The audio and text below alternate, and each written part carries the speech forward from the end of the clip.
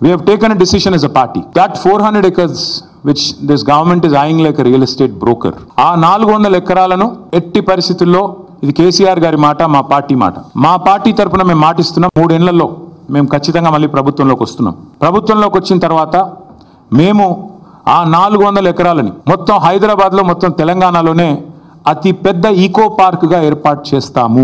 పిల్లగుట్టక ముందే కుల్లగుట్టిరాట వెనకడ ఎవలో మియాసొంటోలే ఒదికు ఇప్పుడు మళ్ళీ సర్కారు ఆ భూమిని మంగళం చేద్దామని చూస్తుంటే 3 ఏళ్లకు మీరు అధికారంలోకి వచ్చేదాకా ఉంటుందా సారు? అయినా ఇప్పుడు షెయి సర్కారు భూమి అమ్మినాక మీరు మళ్ళీ ఎట్లా ఈకో పార్కును చేస్తారు?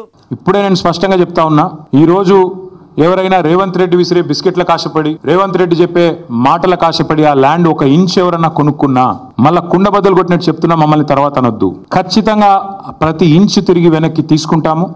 ఒక అద్భుతమైన ఈకో పార్క్, ఎట్లా అయితే ఒక సెంట్రల్ పార్క్ ఉంటుందో మాన్హాటన్లో, ఆ స్థాయిలో ఒక అద్భుతమైన ఈకో పార్కును హైదరాబాద్ ప్రజలకి గిఫ్ట్గా అందిస్తాము. అయ్యా కేటీఆర్ సారు, మీరేమన్నా సుధపూసలా? మీరు ఏలుబడిలో ఉన్నప్పుడు కూడా 453 ఎకరాల సర్కారు భూమిని ప్రైవేట్ వాళ్ళకి అమ్ముకోలేదా?